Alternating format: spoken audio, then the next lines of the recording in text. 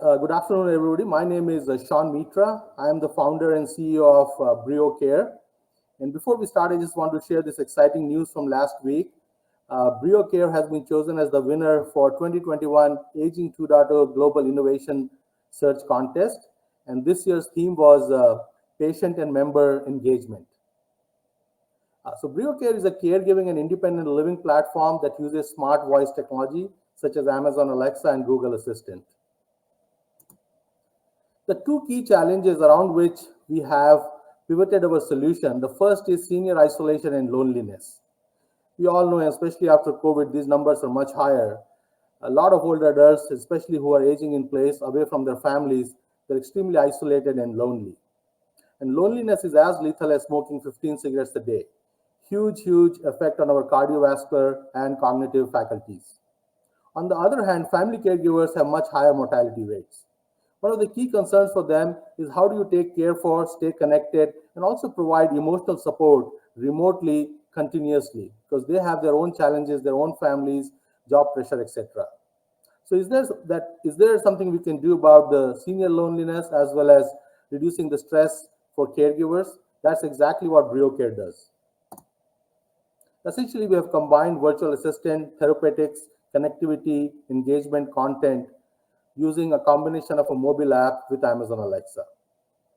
So like you can see on the left-hand side, it helps reduce the caregiver stress and anxiety. And on the other end, for the older adult, it's much more of a connected and engaged living for the seniors. So we have the solution has two parts to it. There is a remote mobile care app. You can use an iPad also, iPad or Android device. And then for the older adult, they just use their voice. So there is no learning curve. And the best part is 75 to 80% of the interaction is actually proactive. So it's not like you are asking Alexa, hey, do I need to take a medicine or anything else? 75 to 80% is all proactive to them. And whenever they want to engage, they just have to remember to say, Alexa, start BrioCare. From there on, it's just a smooth conversation. So it's a personalized and proactive solution. And we have a 3C focus: proactive care, companionship, and connection. So within proactive care, we have daily care routines for dementia, diabetes, hypertension, general wellness that can help you get started. All these routines are already fully integrated with the Alexa device. So you just choose one of these templates, or you don't have to choose, and then it auto populates for 3 or 4 months, and then you just customize it for your specific needs. For personalized companionship, we look at 6 different categories. So spiritual, health, podcast, games, trivia, music. Again, there's like thousands of different engagement choices. So what we have done is we have chosen 15 to 20 that we feel are very relevant for older adults among these 6 categories. And then you can just choose the ones that you want, that you like, which are your preferred choices for engagement. And the way it works is once you say Alexa start breaker, we share a lot of interesting tidbits and we have a conversation with you. And then you don't need to remember the specific choice. It's all part of the conversation. And the third piece of the solution is family connection, where we have a daily report that the family member gets. But also the family caregiver can actually share a link with grandkids, extended family members, and other friends. And they don't need the Care app or the BrioCare app. They just tap on the link and they can record a message for grandma or granddad, and it comes directly to their Alexa or Google device. So these are the 3 C's that the BrioCare solution focus on.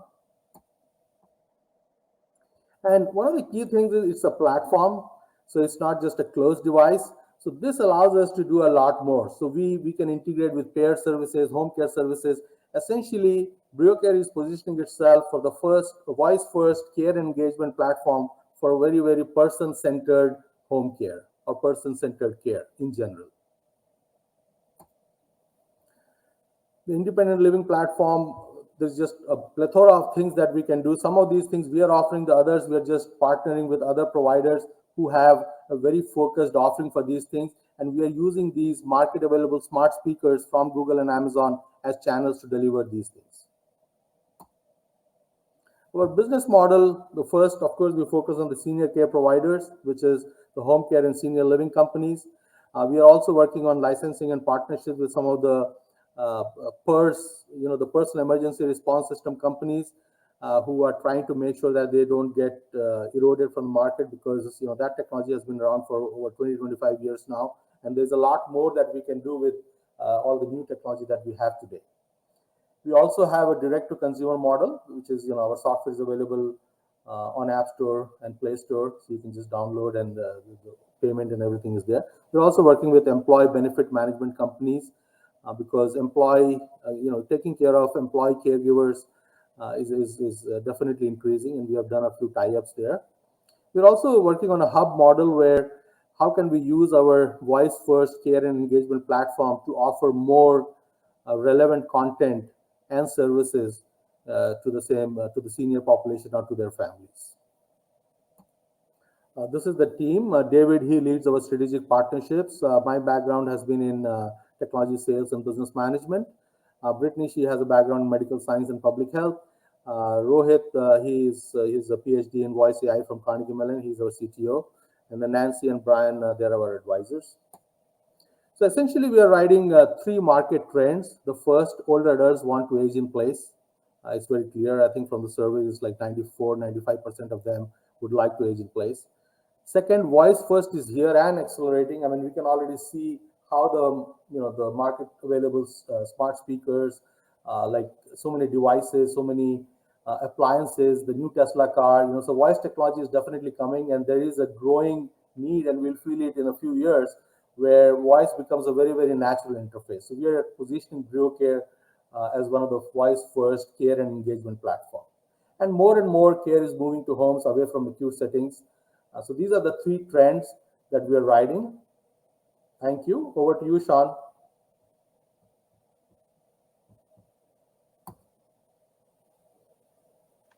That's great. Thank you, Shaun. Appreciate the overview. That's really, really exciting and interesting. So a couple of questions for you. Would love to get some input.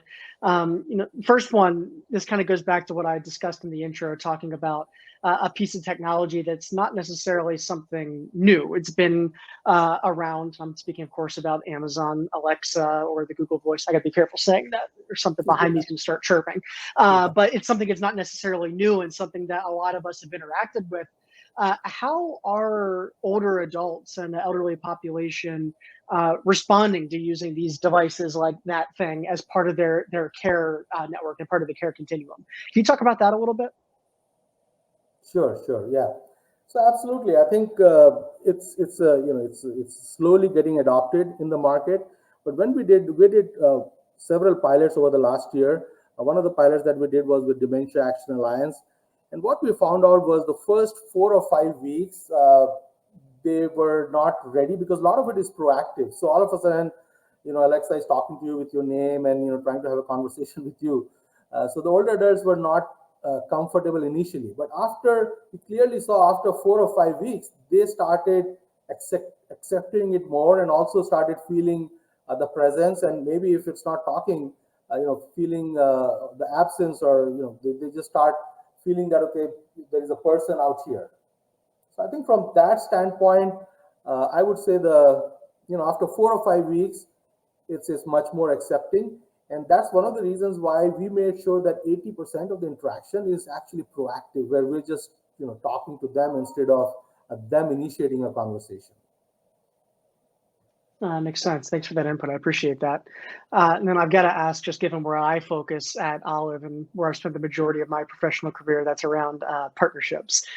Be curious to learn more about how your organization, your company, how you're approaching partnerships, what types of partnerships for pilots or distribution you're looking for.